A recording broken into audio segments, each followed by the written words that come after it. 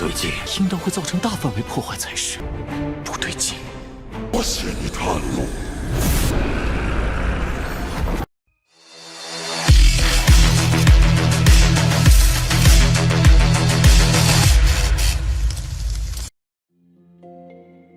Halo semuanya, selamat datang di Ruang Sinema. Bagaimana kabar kalian semua? Semoga selalu sehat dan baik-baik saja.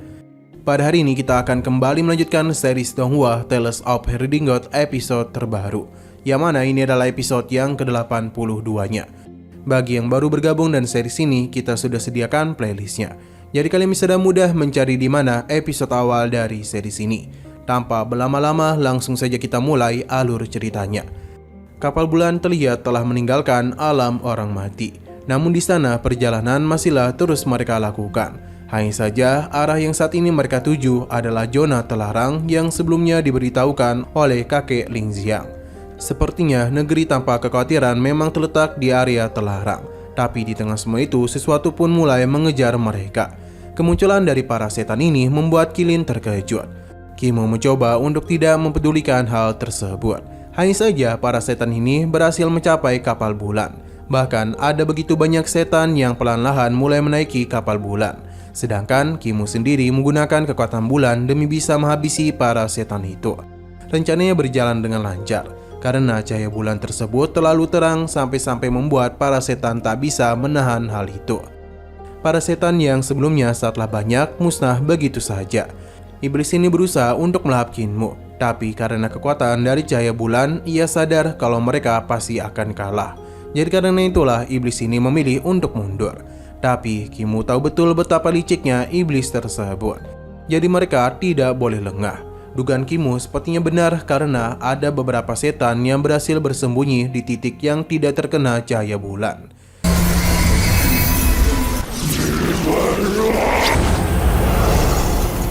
Perjalanan teruslah mereka lakukan. Namun semakin mereka mendekati zona terlarang, sebuah badai tiba-tiba saja muncul. Bahkan terlihat ada monster di dalam sana. Bagi Dutian, Kimo adalah sosok yang hebat. Tapi banyaknya monster yang muncul membuat dia sangat khawatir. Terlebih lagi mereka adalah Dewa Setan Garuda. Penyerangan langsung saja mereka lakukan demi bisa menghentikan Kimo. Sementara itu Kimo menggunakan kekuatan dari kapal bulan demi bisa menahannya. Sadar kalau hal itu tidak akan cukup, jadi Kimo akan kembali meningkatkan kekuatan dari kapal bulan, di mana serangan balasan langsung saja dia berikan kepada mereka. Dalam satu kali serangan saja, para monster itu sudah mudah dia habisi.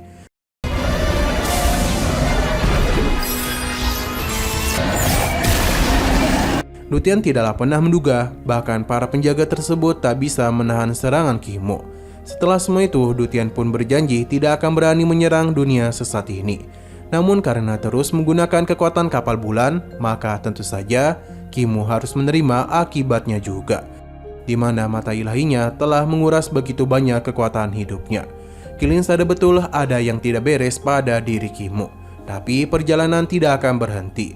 Mereka terus melakukan perjalanan dan hampir tiba di sekitaran tempat zona terlarang. Tapi di tengah perjalanan tersebut mereka menemukan sesuatu yang tak biasa.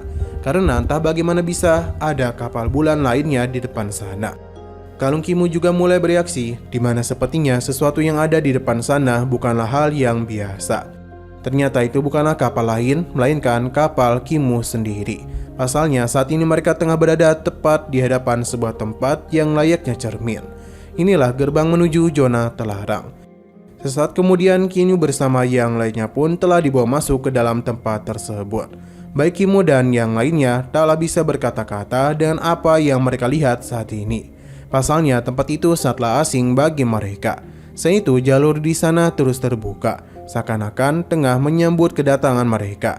Hingga pada puncaknya sebuah cahaya pun terlihat di depan sana, yang menandakan kalau mereka itu telah tiba.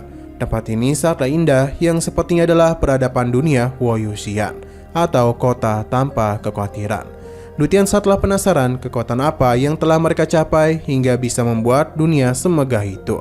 Tapi dalam perjalanan tersebut ada hal yang sepertinya tak biasa.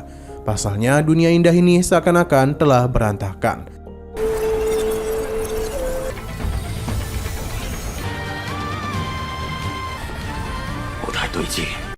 Kimo sendiri hanya bisa terdiam dan juga kebingungan sebenarnya apa yang telah terjadi di tempat tersebut. Dutian merasa kalau tempat ini telah hancur total. Ini sama persis dengan apa yang terjadi dengan kotanya di masa lalu. Melihat hal itu telah kembali mengingatkan Dutian dengan kenangan yang berusaha dia lupakan. Ia penasaran siapa yang telah menghancurkan peradaban tersebut. Apakah itu adalah makhluk yang sama seperti sebelumnya? Bagi Kilin sendiri, dia bingung karena seharusnya dewa itu masih ada dan dia itu terus bertarung, atau mungkin mereka ini telah dikalahkan. Kimo sendiri masihlah belum tahu apa yang terjadi di tempat itu. Terlihat dengan jelas kalau dia itu berusaha untuk menyembunyikan kesedihannya. Pasalnya tujuan Kinyu kemari adalah untuk mencari keberadaan dari keluarganya. Tapi apa yang dia lihat saat ini hanyalah sebuah kehancuran. Sepertinya harapannya itu sudahlah berakhir. Namun Kimo mencoba untuk sadar kalau tujuannya kemari bukan sekedar mencari kota tanpa kekhawatiran, melainkan mencari keberadaan dari kakek dan neneknya, yang adalah satu-satunya keluarga yang dia miliki. Karena itulah Kimo mulai melakukan pencarian di tempat tersebut.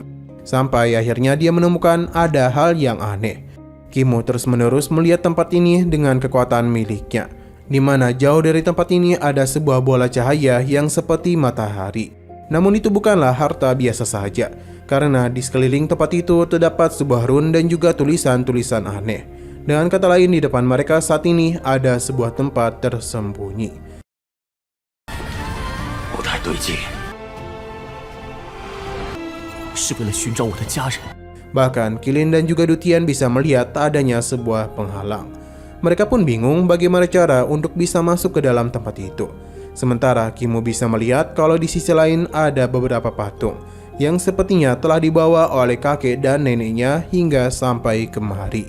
Ia sungguh terkesan kepada mereka, karena tanpa kapal bulan sekalipun mereka bisa dengan mudah masuk kemari sambil membawa patung-patung di sana. Bahkan mereka pasti telah bertarung dengan para monster demi bisa sampai kemari. Kimo bersama yang lainnya dapat melihat adanya sebuah lonceng. Sepertinya alasan mengapa tempat itu bisa terbuka adalah ulah dari tetua mak. Tapi ia tidaklah sendirian, karena dia bersama para kakek dan neneknya juga melakukan penyerangan secara bersamaan untuk bisa membuka celah pada formasi tersebut. Dan begitu jugalah lorong ini bisa terbuka. Kimo bisa melihat dengan jelas jejak dari kekuatan yang mereka miliki, dan sepertinya pertarungan telah terjadi juga. Kimo berjanji apapun yang terjadi dia pasti akan membawa mereka kembali pulang. Tapi Kimo merasa ada yang tak beres di sini. Sampai akhirnya iblis yang sejak tadi mengikuti mereka pun telah menampakkan dirinya, di mana sejak tadi mereka itu telah bersembunyi di bawah kapal bulan. Melihat kemunculan mereka membuat Kimo sempat terkejut. Tentu dia tidaklah melupakannya karena dia adalah dewa iblis yang disegel pada istana Jenyang. Selain itu, iblis ini juga telah membawa para setan dalam jumlah yang sangat banyak. Mereka pun telah mengepung Kimo dan bersiap untuk bisa mengalahkan mereka. 应当会造成大范围破坏才是，不对劲。我写你探路。